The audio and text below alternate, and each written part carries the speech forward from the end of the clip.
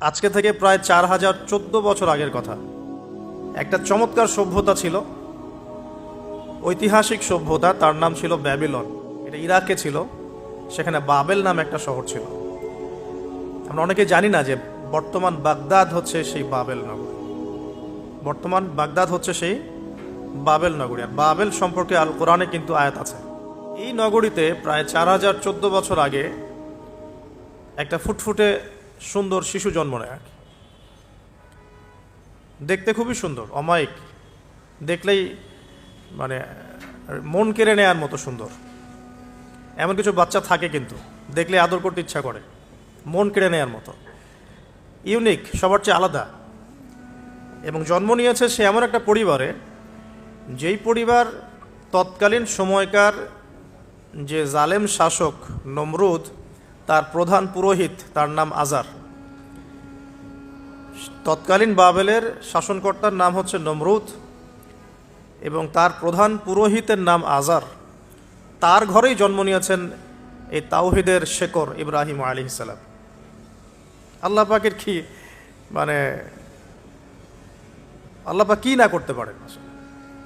যেখানেই আবু জেহেল সেখানেই মুহাম্মদ সাল্লাল্লাহু আলাইহি ওয়াসাল্লামের জন্ম হয়, যেখানেই নমরুদ সেখানেই ইব্রাহিমের মতো মানুষ আসেন, যেখানেই ফেরাউন সেখানে আবার মূসা আসেন। মূসাকে আল্লাহ রাব্বুল আলামিন ফেরাউনের ঘরেই মানুষ করলেন, ইব্রাহিম আলাইহিস সালামকে আল্লাহ পাক আজারের ঘরেই মানুষ করলেন। আজকে আমরা দেখি এরকম সিটি অফ আখিরুজ্জামানে কিছু কিছু দিনী বোন চেহারা না দেখানোর জন্য আন্দোলন করছে। চিন্তা করতে পারেন, যেখানে যত বেশি জাহিলিয়াত সেখানে তত পাক্কা মুসল্লি জন্ম নেবে, মুমিন জন্ম নেবে ইনশাআল্লাহ। যেখানে যত বেশি জাহিলিয়াত সেখানে তত শক্তিশালী মুমিনদের জন্ম হবে ইনশাআল্লাহ। তো এখন তৎকালীন নমরুদ যে সভ্যতার অধিবাসী ছিল, এই সভ্যতাটাকে আমরা বলে কালাডীয় সভ্যতা।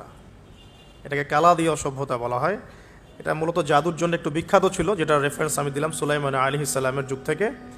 এখানে আজারের ঘরে জন্ম নিয়েছেন আমাদের নবীগণের পিতা, মুসলিম জাতির পিতা ইব্রাহিম আলাইহিস সালাম। সুবহানাল্লাহ। বলা বাহুল্য যে নমরুদ কিন্তু 400 বছর বেঁচে ছিল এবং 400 বছর হায়াত পাওয়ার পরে সে মনে করছিল যে সে কখনো মারা যাবে না। এরপরেই সে নিজেকে খোদা দাবি করা শুরু করেছে আর কি। এই বাচ্চা ছেলেটা বড় হতে লাগলো। যারা সমাজকে পরিবর্তন করে তারা কিন্তু সমাজের স্রোতে গা ভাসায় না। নবী সাল্লাল্লাহু আলাইহি ওয়াসাল্লামের জন্মটা একটু মিলাই এটার সাথে। আমাদের নবীও ঠিক এরকমই একটা সমাজে জন্ম নিয়েছেন। ইব্রাহিম আলাইহিস সালাম যেমন জন্ম নিয়েছেন শিরকে ভরা সমাজে, চতুর্দিকে মূর্তি পূজা হচ্ছে, ইভেন তার বাসায় তার বাবা হচ্ছে মূর্তি পূজারীদের সর্দার, তার ঘরে তিনি জন্ম নিয়েছেন। ঠিক তেমনি রাসূল সাল্লাল্লাহু আলাইহি ওয়াসাল্লাম যে মক্কায় জন্ম নিয়েছেন, সেই মক্কা ছিল শিরকের আকরা। সেখানে লাত, উজ্জা, হবল, মানাতের পূজা হতো, সুদ ছিল, জিনা ছিল, ব্যভিচার ছিল, মাদক ছিল, গোত্রীয় হানাহানি ছিল, নারীর অবমাননা ছিল। এরকম আইয়ামে জাহিলিয়াতেও নবী সাল্লাল্লাহু আলাইহি ওয়াসাল্লাম জন্ম নিয়েছেন। নবী সাল্লাল্লাহু আলাইহি ওয়াসাল্লাম, ইব্রাহিম আলাইহিস সালাম, দুজনের চেহারাও একরকম ছিল। দুজনের চেহারার গঠনটাও একরকম ছিল, দেহের গঠনও একরকম ছিল। মেরাজের রাতে নবী সাল্লাল্লাহু আলাইহি ওয়াসাল্লাম দেখে এসেছিলেন ইনি কে, যাকে দেখতে হুবহু আমার মতো লাগছে। জিবরাইল আলাইহিস সালাম বলেছেন ইনি আপনার পিতা ইব্রাহিম আলাইহিস সালাম। সুবহানাল্লাহ। ঠিক তেমনি আমরা খেয়াল করে দেখি যে জীবনের যে চড়াই উতরাই, পারিবারিক জীবন, সামাজিক জীবন, হিজরতের জীবন, দিন প্রতিষ্ঠা ইত্যাদি, প্রত্যেকটা ডিপার্টমেন্টেও ইব্রাহিম আলাইহিস সালাম আর মুহাম্মদ সাল্লাল্লাহু আলাইহি ওয়াসাল্লামের মধ্যে একটা চরম মিল আছে। এটা আমরা আস্তে আস্তে এই গল্পের ভিতরে গেলে বুঝতে পারবো। আর এই কারণেই হয়তোবা আল্লাহ ভালো জানেন, এই কারণেই হয়তোবা আমরা যখন তাশাহুদের পর দরুদ পড়ি, আমরা দরুদের মধ্যে অন্য নবীর নাম নিচ্ছি না, আমরা মুহাম্মদ সাল্লাল্লাহু আলাইহি ওয়াসাল্লামের সাথে ইব্রাহিম আলাইহিস সালামের নাম নিচ্ছি। হতে পারে এটা একটা কারণ, আল্লাহ ভালো জানেন। এখন এরকম পরিবেশে বড় হতে লাগলেন ইব্রাহিম আলাইহিস সালাম। আমি একটু আগে বলেছি যারা সমাজকে পরিবর্তন করে তারা কখনো সমাজের জাহিলিয়াতের স্রোতে গা ভাসায় না। মুহাম্মদ সাল্লাল্লাহু আলাইহি ওয়াসাল্লাম সমাজ পরিবর্তন করেছেন আইয়ামে জাহিলিয়াতকে মাত্র 23 বছরের ব্যবধানে, কিন্তু তিনি কিন্তু জাহিলিয়াতের সাথে গা ভাসান নাই। তিনি কখনো সুদ খাননি, তিনি কখনো মূর্তি পূজা করেন নাই, তিনি কখনো কোনো অন্যায় গুনাহ করেন নাই, তিনি কখনো মাদকদ্রব্যের কাছেও যান নাই, কিন্তু সমাজটা ছিল এগুলোতে নিমজ্জিত। ঠিক ইব্রাহিম আলাইহিস সালামের ক্ষেত্রেও সেম। তিনি একজন প্রধান পুরোহিতের ঘরে জন্ম নিয়েও কখনো মূর্তির ধার কাছে যান নাই। বরং একটু যখন বড় হচ্ছেন, একটু বড় বলতে ম্যাচিউর্ড, আমাদের টিকটক প্রজন্মের মতো না। এরা 20-30 বছর হয়ে গেল ম্যাচিউর্ড হয় না, বুদ্ধি প্রতিবন্ধী, বিকলাঙ্গ। ইভেন ইদানিং আমাদের মেয়েরা ছেলে হচ্ছে আর কি। আমাদের নারীরা এখন পুরুষত্ব দেখাচ্ছে, আর আমরা পুরুষেরা ফেসবুকে একটা স্ট্যাটাস দিয়েই ক্ষান্ত হয়ে থাকি। এইটুকু আমাদের দায়িত্ব উম্মার প্রতি। আর এখানে আমরা দক্ষতা অর্জন করেছি অনেক। আমরা মনে করি আমরা সবাই কিবোর্ড মুজাহিদ, আমরা এটা মনে করি। এটাই যুদ্ধ, এটাই জিহাদ। আর নারীরা মাঠে যুদ্ধ করছে এখন, সম্ভ্রমের জন্য, অধিকারের জন্য ইত্যাদি। ফ্যামিলিস্ট রেভলিউশনের দিকে তাকালেও তাই দেখা যায়। ছেলেরা এখন বেকার হয়ে যাচ্ছে, কিন্তু মেয়েরা স্বাবলম্বী হচ্ছে। তারা দিনদার নয়, এই মেয়েগুলো দিনদার নয়, কিন্তু জীবনে প্রতিষ্ঠিত হওয়ার জন্য লড়ছে, চ্যালেঞ্জ গ্রহণ করেছে। এটা ছেলেদের উচিত ছিল। তা আজারের ঘরে জন্ম নেওয়া সেই ইব্রাহিম কিন্তু চ্যালেঞ্জ গ্রহণকারী একটা ছেলে। সে এখন তার পিতাকে বলছেন, কি বলছেন? আমরা একটু কোরআনের ভাষা শুনি। আল্লাহ রাব্বুল আলামিন বলেছেন, সূরা মারিয়ামের মধ্যে এসেছে ঘটনাটা 41 থেকে 45 নম্বর আয়াতের মধ্যে। আল্লাহ পাক বলছেন, ওয়াজকুর ফিল কিতাবি ইব্রাহিম বা'দা আউযু বিল্লাহি মিনাশ শাইতানির রাজীম। হে নবী মুহাম্মদ সাল্লাল্লাহু আলাইহি ওয়াসাল্লাম, আপনি এই কিতাবে ইব্রাহিমের ঘটনা বর্ণনা করুন। ইয ক্বালা লি আবিহি, যখন ইব্রাহিম তার বাবাকে বললেন, তার বাবা মানে আজারকে বললেন, ইয়া আবাতি, হে আমার বাবা, লিমা তা'বুদু, তুমি কেন ইবাদত করো এমন সত্তার, মা লা ইয়াসমাউ, যে শুনতে পারে না, ওয়ালা ইউবসিরু, দেখতেও পারে না, ওয়ালা ইউগনি আনকা শাইআ, তোমার কোনো উপকার করতে পারে না। একটা ছেলে যার বয়স হবে 15 থেকে 20, হয়তো বা হাইয়েস্ট, তার কাছে কি এমন জ্ঞান আসলো যে সে তার বাবাকে এখন চ্যালেঞ্জ করছে? তার জ্ঞানতাত্ত্বিক যুদ্ধ শুরু হলো, আদর্শিক যুদ্ধ শুরু হলো বাবার সাথে। হে আমার বাবা, আপনি কেন এমন সত্তার ইবাদত করছেন যে শুনতেও পারে না? অসারতা দেখিয়ে দেওয়া হচ্ছে চোখে আঙ্গুল দিয়ে, দেখতেও পারে না, আপনার তো কোনো উপকারও করতে পারে না, কোনো ক্ষতিও করতে পারে না। ওয়ালাম ইউগনি আনকা শাইআ, ইয়া আবাতি, হে আমার বাবা, ইয়া আবাতি ইন্নী আখাফু আন ইয়ামাসসাকা আযাবু মিনার রাহমানি ফাতাকুনা লিশ-শাইতানি ওয়ালিয়্যা, হে আমার বাবা, আমি ভয় পাচ্ছি যে আপনার উপরে না আবার আল্লাহ পাকের গজব নেমে আসে এবং আপনি শয়তানের ওলি না হয়ে যান। ওলি মানে কি? বন্ধু, বন্ধু, শয়তানের বন্ধু না হয়ে যান। ইয়া আবাতি ইন্নী ক্বাদ জাআনি মিনাল ইলম মা লাম ইয়াতিকা ফাত্তাবি'নি আহদিকা সিরাতান সাওয়্যা। কি চমৎকার কথা! ছোট্ট ছেলেটা বলছে, হে আমার বাবা, আমার কাছে একটা জ্ঞান আসছে, জ্ঞান, আমার কাছে একটা জ্ঞান এসেছে যেটা তোমার কাছে আসে নাই। ফাত্তাবি'নি, তুমি আমার অনুসরণ করো। আহদিকা, আমি তোমাকে পথ দেখাবো। সিরাতান সাওয়্যা, সহজ সরল পথ দেখাবো তোমাকে। সন্তান বাবাকে নসিহত করছে। দেখুন, সন্তান বলছে, আমার কাছে এমন জ্ঞান এসেছে বাবা যেটা তোমার কাছে আসে নাই, তুমি আমাকে ফলো করো, আমার অনুসরণ করো, আমি তোমাকে পথ দেখাবো। Ego problem, ego. আজকেও যখন কম বয়সী কোনো মানুষ বেশি বয়সের কাউকে দাওয়াত দিতে যাবে, এরকম প্রবলেম ফেস করতে হবে। তার বাবা কি বললো, কেন ফেস করতে হবে? আল্লাহ পাক সেটা বলেছেন সূরা বাকারা, এটা এই সূরাটা সূরা বাকারায় বলেছেন, ওয়া ইযা কিলা লাহু ইত্তাকিল্লাহ, কিছু মানুষ আছে যাদেরকে যদি বলা হয় আল্লাহকে ভয় করুন, আখাযাতহুল ইজ্জাতু বিল ইসম, তাদের প্রেস্টিজে লাগে। এক কথায় কি? প্রেস্টিজে লাগে, প্রেস্টিজ নষ্ট হয়। আখাযাতহুল ইজ্জাতু বিল ইসম ফাহাসবুহু জাহান্নাম, আল্লাহ বলছেন ওর জন্য জাহান্নামই যথেষ্ট। ওয়াসাআত মাসীরা, কত নিকৃষ্ট সেই আশ্রয়স্থল। তো এখনকার সমাজে এই প্রবলেমটা আপনারা ফেস করবেন। যদি আপনার বয়স কম হয়, আপনার কাছে অনেক জ্ঞান থাকলেও মানুষ সমাজের নিতে যাবে না। আপনি ক্রিপ্টোকারেন্সি নিয়ে কথা বলছেন, এক শ্রেণী ধর্মনেতাই আপনার পিছনে লেগে যাবে। আপনি ইসলামিক রেভলিউশন নিয়ে কথা বলবেন, ইসলাম এস্টাবলিশমেন্ট নিয়ে কথা বলবেন, ইউনিটি নিয়ে কথা বলবেন, উম্মার করণীয় নিয়ে কথা বলবেন। আপনি এই বয়সে, এত ছোট বয়সে আপনি উম্মার প্রবলেমসগুলো ফাইন্ড আউট করে সেগুলো সলিউশন নিয়ে কথা বলবেন, এত বড় সাহস আপনার? এটাই প্রবলেম এখন। অথচ চমৎকার একটা বিষয়, আমাদের সমাজে এগুলো দেখা যায়, অন্য কোথাও দেখা যায় না। কোনো ড্রাইভারকে জিজ্ঞাসা করবেন, কোনো ড্রাইভারকে জিজ্ঞাসা করবেন, তার স্কিল সম্পর্কে জিজ্ঞাসা করবেন যে আপনার স্কিল কেমন। একটা অ্যান্সার দিবে সে, আমি 10 বছর থেকে চালাই, বা 15 বছর থেকে চালাই, আমি 27 বছর থেকে গাড়ি চালাই। মানে তার এই বয়সটাই হচ্ছে স্কিলের মানে দলিল, সার্টিফিকেট। এখন এরকম চলছে দিনী অঙ্গনেও। আমি 20 বছর থেকে ফতোয়া দিই, আমি 32 বছর থেকে ওয়াজ করি, আমি এই করি, আমি সেই করি। এই যে জাহির করা, আল্লামা তাকি উসমানী দায়ামাত বরাকাতু এবং তার যারা ছাত্ররা আছেন সারা উপমহাদেশে, স্পেশালি বাংলাদেশে, তাদের অনেকের সাথে আমি দেখা করেছি। তারা একটা নসিহত সবাই কমনভাবে করেন দেখি। নসিহতটা করেন যে কখনো নিজেকে জাহির করবা না, কখনো নিজেকে জাহির করবা না, তাহলে আল্লাহ তোমার এলেম কেড়ে নিবে।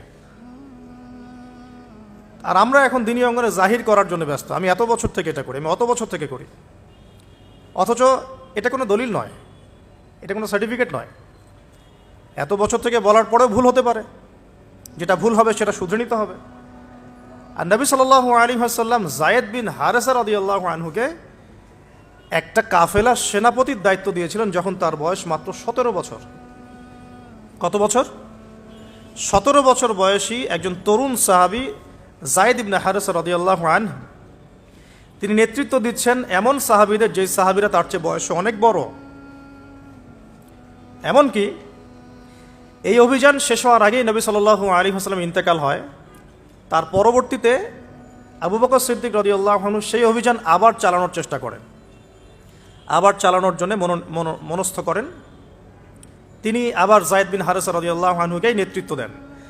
এটা নিয়ে ওমর রাদিয়াল্লাহু আনহু তাকে কিছু কথা বলেন যে আপনি যায়েদ বিন হারেসাকে নেতৃত্ব দিচ্ছেন, বয়সে ছোট সাহাবী, তার পিছনে অনেক বড় বড় সাহাবী থাকবে, তারা তো তাকে নাও মানতে পারে, এটা কেমন হয়? বারবার তাকে ভেটো দিচ্ছেন। শেষমেশ আবু বকর সিদ্দিক রাদিয়াল্লাহু আনহু একটু রেগেই বললেন যে ইস্তা'মালাহু রাসূলুল্লাহ ওয়া আনতা তা'মুরুনি আন আনজি'হু, তাকে স্থলাভিষিক্ত করেছে স্বয়ং আল্লাহর রাসূল, আর তুমি এসে আমাকে বলছো আমি তাকে অপসারণ করব। সুবহানাল্লাহ। নবী সাল্লাল্লাহু আলাইহি ওয়াসাল্লাম যোগ্যতা দেখতেন মানুষের, কার যোগ্যতা কতটুকু আছে। তো ওইদিকে আমি ভিতরে ঢুকছি না। আমরা এখন সোশ্যাল অ্যাফেয়ার্সে যা দেখি যে আমরা যোগ্যতার চাইতে অন্যান্য বিষয়গুলোকে বেশি মূল্যায়ন করা শুরু করি আর কি। এতে করে তরুণরা উঠে আসতে পারে না, তরুণদের জার্নি অনেক টাফ হয়। এবং যারা স্পেশালি জেনারেল ব্যাকগ্রাউন্ড থেকে দিনের দিকে আসার চেষ্টা করেন তারা পদে পদে হতাশ হয়। তাদেরকে বুকে নেওয়ার মানুষ খুব কম থাকে। কেন জানি তাকে মানুষ কাউন্টার মনে করে, এনিমি মনে করে, অন্তর্দাহ সৃষ্টি হয়, জ্বালান হয়। হঠাৎ করে উড়ে এসে জুড়ে বসলো, উম্মার দায়িত্ব নিয়ে নিচ্ছে, কোত্থেকে আসলো এটা? এরকম একটা দৃষ্টিভঙ্গি আমরা দেখতে পারি আর কি। এটা কাম্য ছিল না এটা। বরং তরবারি যত আপনি শান দিবেন তত ধারালো হবে। তো শান দিবে কারা? যারা তরবাল চালাতে পারে তারাই। যারা চালাতে পারে তারা যদি তরবালকে ভোতা করে দেয় তাহলে তো এটা দিয়ে আপনি জালেমের গর্দান কাটতে পারবেন না। তো যাই হোক, আমরা বেশি হাইথটের কথায় না যাই। আজার এখানে ছিলাম, দেখেন বাবাকে সন্তান উপদেশ দিচ্ছে। এবার বাবার উত্তরটা শোনেন। বাবা কেন গ্রহণ করলো না? বললাম প্রেস্টিজ ইস্যু। তুমি ছোট মানুষ হয়ে আমাকে এত বড় কথা বলো? হ্যাঁ, তখন বাবা বলছেন আনতা রাগিবুন আনতা আন আলিহাতিনা ইয়া ইব্রাহিম, হে ইব্রাহিম তুমি কি আমাদের ইলাহগুলো, উপাস্যগুলো থেকে মুখ ফিরাচ্ছ? তুমি কি আমাদের উপাস্যগুলো থেকে মুখ ফিরিয়ে নিচ্ছ? আনতা রাগিবুন আনতা আন আলিহাতিনা ইয়া ইব্রাহিম লা ইল্লাম তানতাহি, যদি বিরত না হও, ঠিক যেমন থ্রেট আমাদেরকে করা হয়, যদি বিরত না হও, লা ইল্লাম তানতাহি লা আরজুমান্নাকা রাহজান মালিয়া। তিনি বলছেন যদি বিরত না হও তাহলে তোমার মাথাটা পাথর দিয়ে মেরে ফাটিয়ে ফেলবো। আরজুমান্নাকা মানে রজম করবো। রজম মানে কি? যে কোমর পর্যন্ত গেথে পাথর মারা, বিবাহিত পুরুষ জেনা করলে যেটা শাস্তি হয়। আর লা ইল্লাম তানতাহি, যদি বিরত না হও, লা আরজুমান্নাকা রাহজান মালিয়া, দূর হও এখান থেকে বের হও হতভাগা, আমরা বলি না, দূর হও এখান থেকে, ঠিক ওই রকম। যদি ফিরে আসো ভালো কথা, না ফিরে আসলে রজম করে দিব, মাথা ফাটিয়ে ফেলবো পাথর দিয়ে মেরে, এখান থেকে দূর হও হতভাগা। কাকে বলছে এটা? ইব্রাহিম আলাইহিস সালামকে। এবার তিনি খুব নরম সরম মানুষ, শান্তিকামী মানুষ। তিনি বলছেন ক্বালা সালামুন আলাইক। এই সালামুন আলাইক কথাটা শিখে নেবেন, জীবনে অনেক ক্ষেত্রে কাজে লাগবে। সালামুন আলাইক মানে আপনার উপর শান্তি বর্ষিত হোক। যখনই আপনি কলিউশন অ্যাভয়েড করতে চাবেন সালাম দিয়ে চলে আসতে হবে, সেটা পরিবারেও, সমাজেও, দিন প্রতিষ্ঠার ক্ষেত্রে। কেউ আপনাকে সমালোচনা করছে, গালিগালাজ করছে, গীবত তহমত করছে, আপনাকে নিয়ে এপিসোড বানাচ্ছে, মানে আপনি কী করবেন? প্রত্যেকটার কাউন্টার দিতে থাকবেন? তাহলে আপনার গোল নষ্ট হয়ে যাবে, আপনার গোল থেকে আপনি বিচ্যুত হয়ে যাবেন।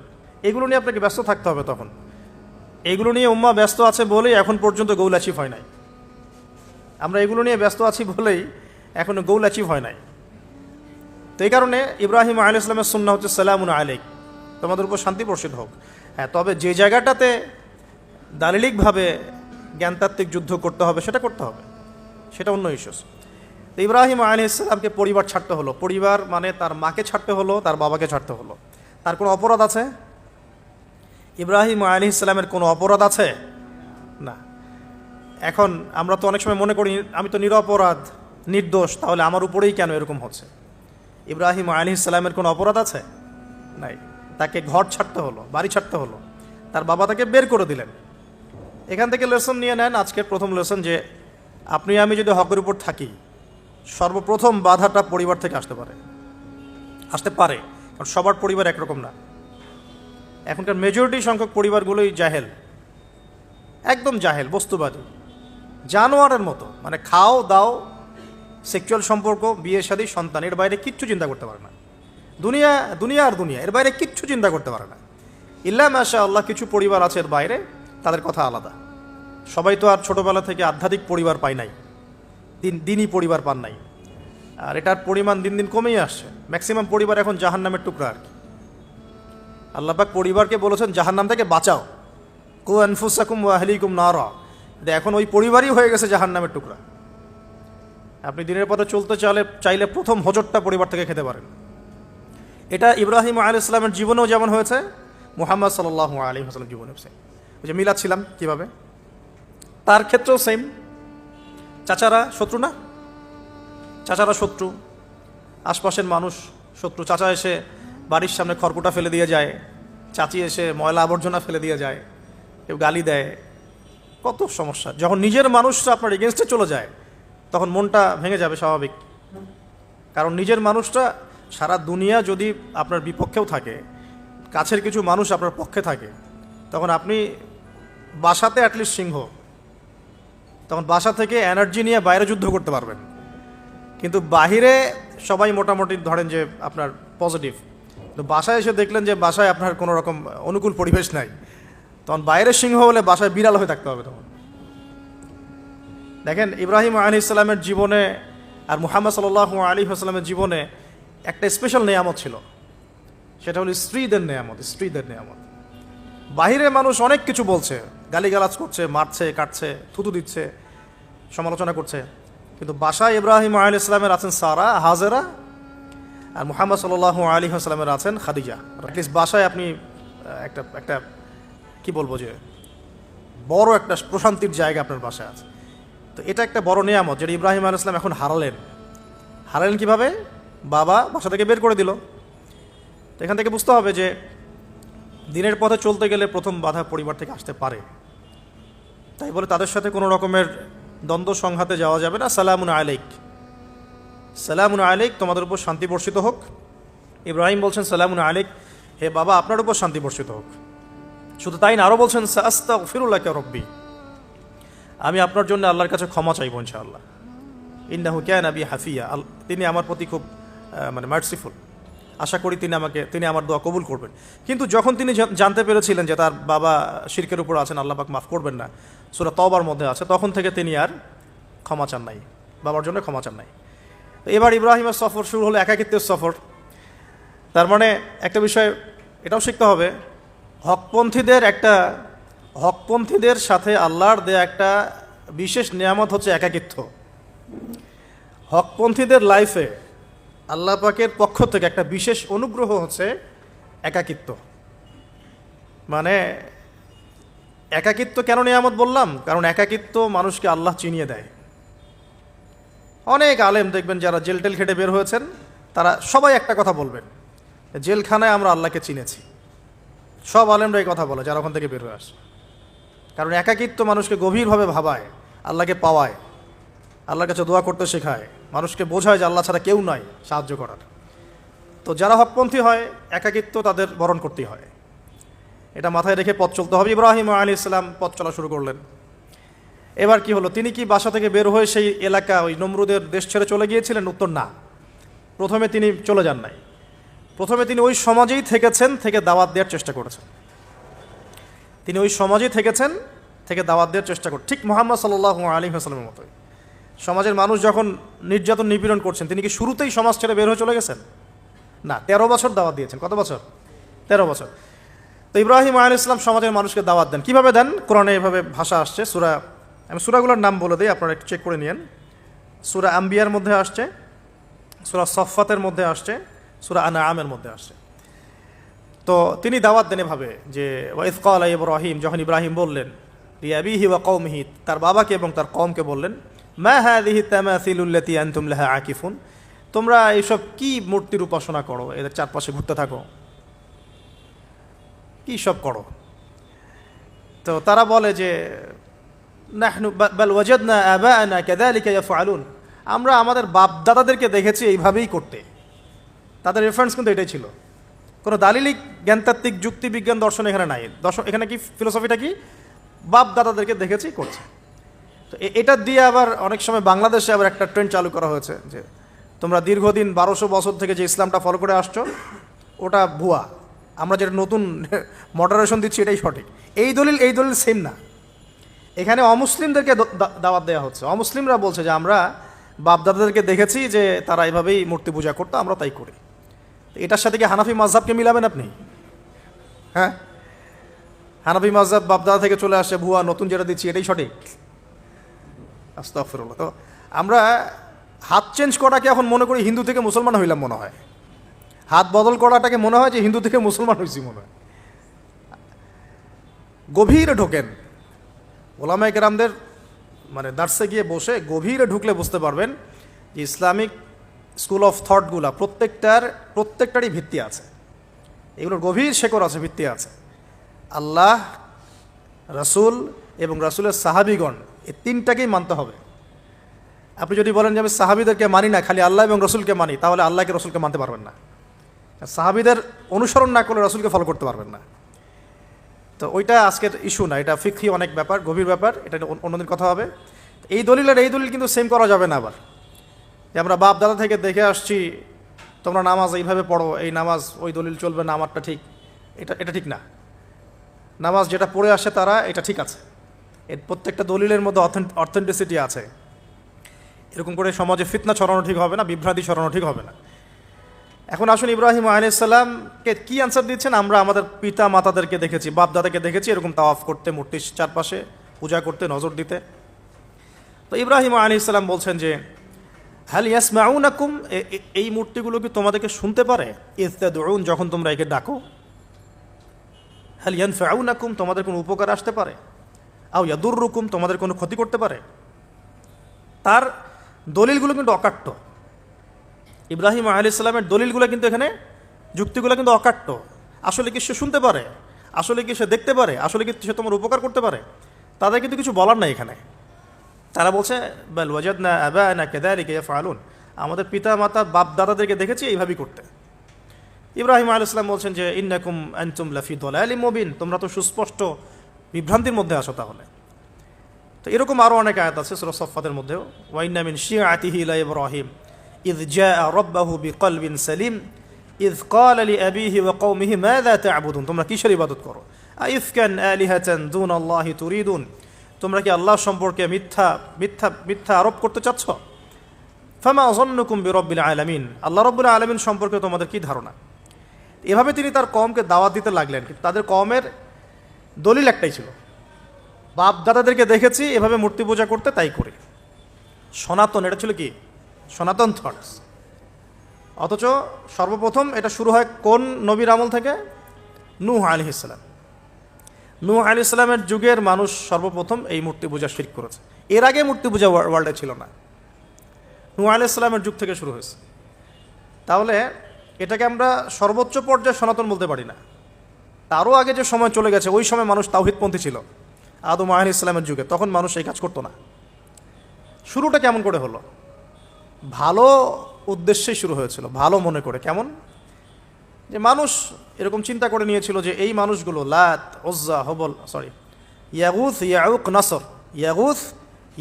নাসর, এই ভালো মানুষগুলো আল্লাহর খুব নেককার বান্দা ছিলেন।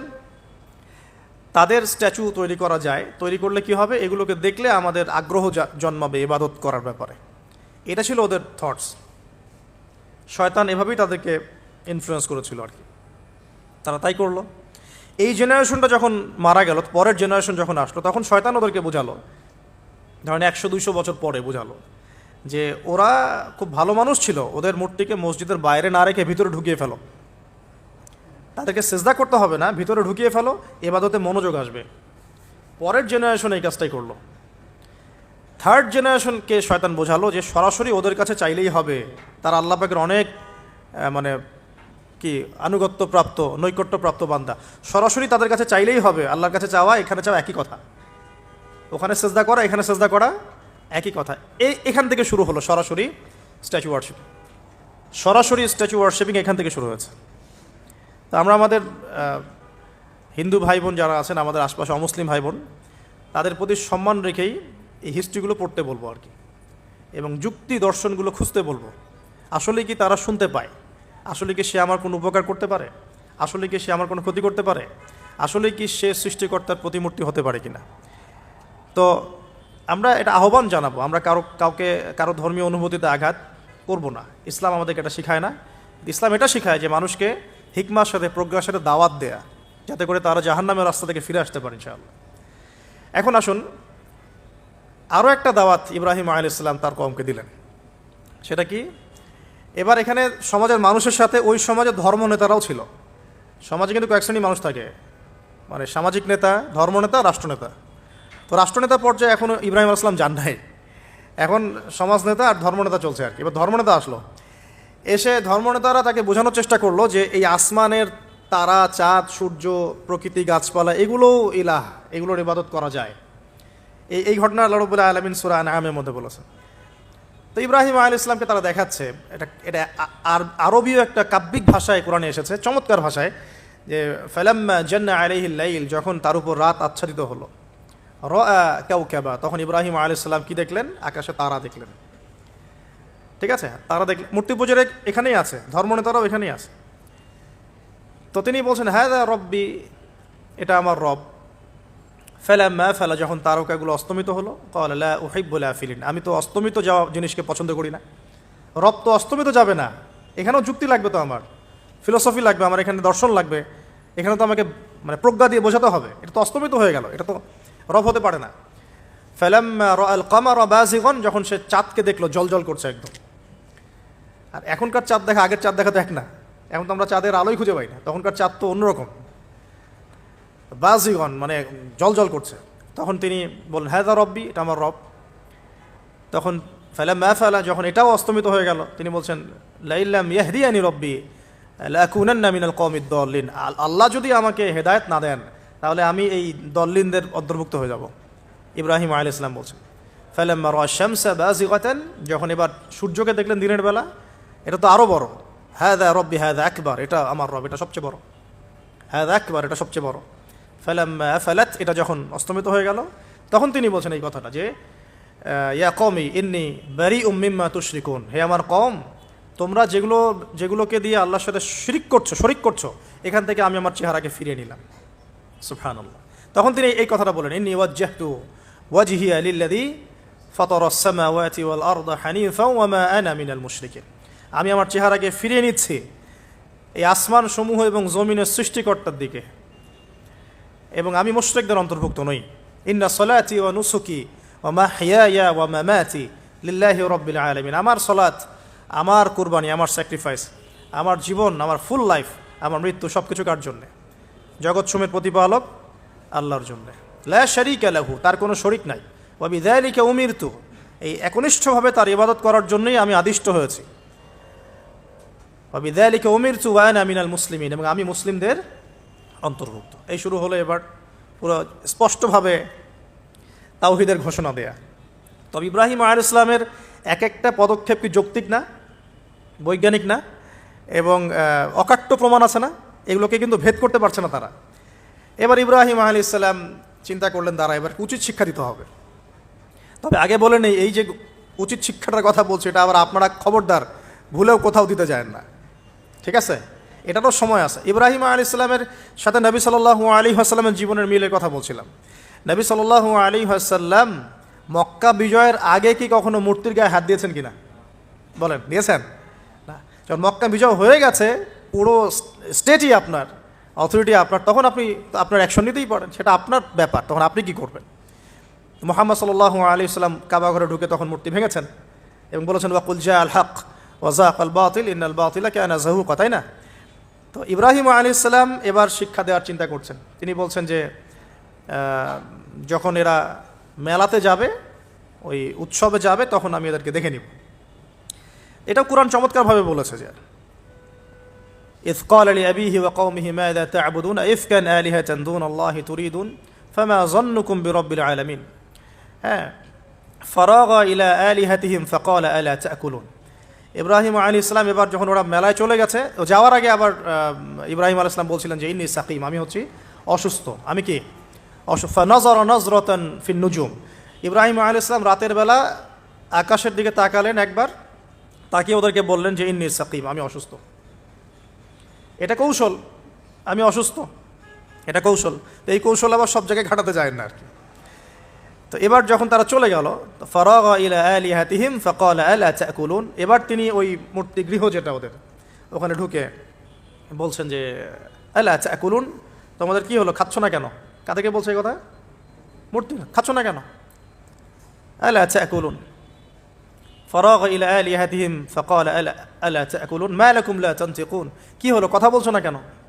মা লাকুম লা তানতিকুন, কি হলো, কথা বলছো না কেন? এবার ফারাগা আলাইহিম দরবাম বিল ইয়ামিন, এবার ইয়ামিন মানে ডান হাত, ডানাতে যা পেয়েছিলেন আর কি, তা দিয়ে সবগুলোকে ভেঙে চুরমার করে ফেলছে। ব্যাস, এবার ওরা যখন আসলো এসে বলছে যে আনতা ফাআলতা হাযা বিআলিহাতিনা ইয়া ইব্রাহিম, হে ইব্রাহিম, তুমি কি আমাদের উপাস্যদের সাথে এই কাজ করেছো? ইব্রাহিম বলছেন লা, না, বাল লা আসলে কোরআনে নাই, আমি নিজের মতো করে বললাম আরবি বলতে বলতে। বাল ফাআলাহু কাবীরুহুম হাযা, বরং এই বড়টা এই কাজ করছে। এর মধ্যে সবচেয়ে বড় যেটা আছে এই ব্যাটার কাজ, আমি করি নাই, আমি তো করি নাই। তখন ওরা তো এটা তো হতভম্ব হয়ে গেল, যে সে বলছে যে তুমি তো জানো, তুমি তো খুব ভালো করেই জানো যে তারা কথা বলতে পারে না, নড়াচড়া করতে পারে না, কিছুই করতে পারে না। তখন তিনি বললেন তাহলে তোমরা কেন এমন ইলাহের উপাসনা করো যে কথাও বলতে পারে না, শুনতেও পারে না, দেখতেও পারে না, তোমার উপকারও করতে পারে না, ক্ষতিও করতে পারে না। কিন্তু এবারও কিন্তু যুক্তি নাই, কোনো তাদের কাছে কোনো দলিল নাই, কোনো প্রমাণ নাই, কোনো যুক্তি দর্শন কিচ্ছু নাই। এবার শুরু হলো জুলুম। জালেমের কাজ কি? যুক্তি, জ্ঞান, দর্শন, বিজ্ঞান এগুলো দিয়ে যখন পরাস্ত, এগুলো দিয়ে পারছি না, এবার পেশি শক্তি। এবার কি? পেশি শক্তি। ব্যাস, এবার পেশি শক্তি। ইব্রাহিম আলাইহিস সালামকে নিয়ে যাওয়া হচ্ছে নমরুদের দরবারে। এবার চলো, এবার তোমার আজকে খবর আছে। এবার পুরো রিমান্ড হবে 7 দিনের। একদিন রিমান্ড হলেই অবস্থা খারাপ হয়ে যাওয়ার কথা। ইব্রাহিম আলাইহিস সালামকে এবার নিয়ে যাচ্ছে ধরেন নমরুদের কাছে, কি যে হবে আল্লাহ ভালো জানেন। ইব্রাহিম আলাইহিস সালাম যখন যাচ্ছেন তখন কি তিনি জানতেন যে আল্লাহ পাক তাকে আগুন থেকে বাঁচাবেন? এই ঘটনা যে ঘটবে তিনি কি জানতেন? আচ্ছা, আমরা না হয় জানি যে এমনটা হয়েছিল। ইব্রাহিম আলাইহিস সালাম ওই সময় তো আর জানতেন না যে কি হতে যাচ্ছে।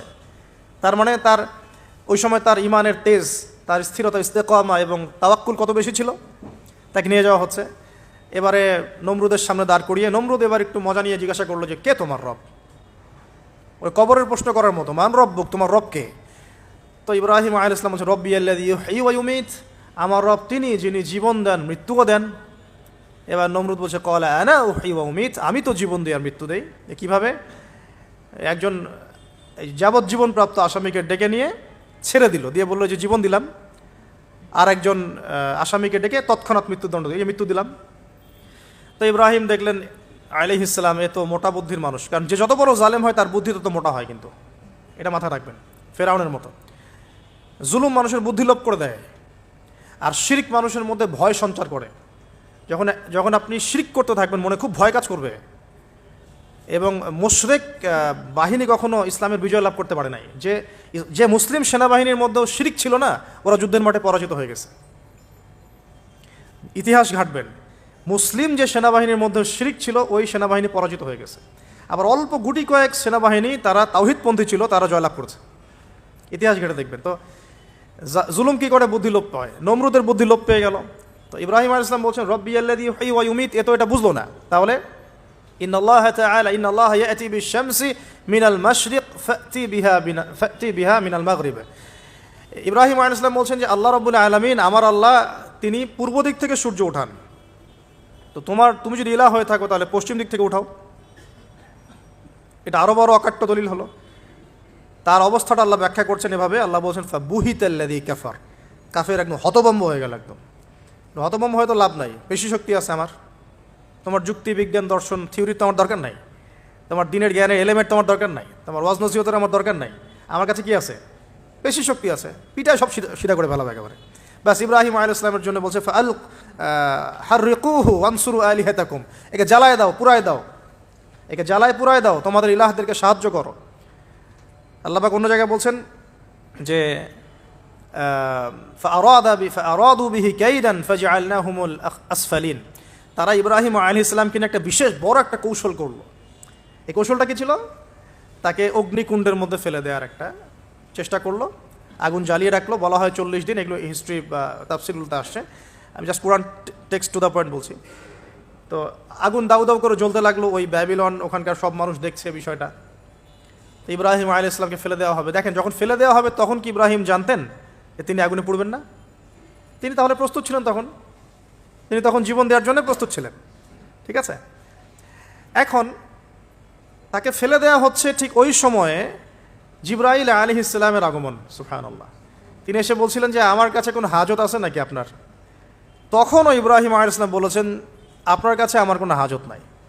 হাসবি আল্লাহ ওয়া নি'মাল ওয়াকিল, এই যে কথাটা আমরা বলি হাসবুনাল্লাহ ওয়া নি'মাল ওয়াকিল, হাসবি আল্লাহ ওয়া নি'মাল ওয়াকিল, ইব্রাহিম আলাইহিস সালাম বললেন আল্লাহই আমার জন্য যথেষ্ট এবং তিনিই আমার উত্তম কর্মবিধায়ক। ব্যাস, এরকম মোমেন্টে বান্দা যখন আল্লাহকে এভাবে চাবে, আল্লাহ রাব্বুল আলামিন না এসে পারবেন? কখনোই পারবেন ইনশাআল্লাহ তাআলা। তখন আল্লাহ রাব্বুল আলামিনের আদেশ চলে আসলো, ইয়া নার, হে আগুন, কুনি বারদান ওয়া সালামান আলা ইব্রাহিম, ইব্রাহিমের জন্য ঠান্ডা হয়ে যাও, শীতল ঠান্ডা হও, মানে খুব শীতল না, আবার আরামদায়ক শীতল ঠান্ডা হয়ে যাও। সুবহানাল্লাহ। এভাবে আল্লাহ রাব্বুল আলামিন ইব্রাহিম আলাইহিস সালামকে অগ্নি পরীক্ষা থেকে বাঁচালেন। ওখানে ইব্রাহিম আলাইহিস সালাম থাকলেন, কোনো ক্ষতি হলো না। তিনি পরবর্তী সময় বলেছিলেন ওই সময়টুকুর মধ্যেই তিনি শান্তিতে ছিলেন। ওই যে বললাম না, অনেকে যে নির্যাতন নিপীড়নের শিকার হয় তারপরে বলে যে ওই সময়টুকুই ভালো ছিলাম, আল্লাহকে পেয়েছিলাম, তেলাওয়াত বেশি ছিল, তাহাজ্জুদ বেশি ছিল, পরে ফিতনার যুগে চলে আসছি। তো এই হলো অগ্নি পরীক্ষা। এরপরে কমকে দাওয়াত দেওয়ার হলো না, সেখান থেকে চলে যেতে হলো। এই যে অগ্নি পরীক্ষা ইব্রাহিম আলাইহিস সালামকে এখানে দিতে হয়েছে, ওই রকম পরীক্ষা আমাদের নবী সাল্লাল্লাহু আলাইহি ওয়াসাল্লামকে দিতে হয়েছে তায়েফের মাঠে, দিতে হয়েছে বদরের মাঠে, উহুদের মাঠে। এখানে আল্লাহ পাক ফেরেশতা নামিয়ে দিয়েছেন সাহায্যের জন্য, বদরের মাঠে দেখেন, উহুদের মাঠে আল্লাহ পাক ফেরেশতা নামিয়েছেন সাহায্যের জন্য। একদম হুবাহু মিল পাবেন আপনি জিনিসগুলো, খালি বাসিরা থাকলেই হবে, ধরতে পারলেই হবে জিনিসগুলো।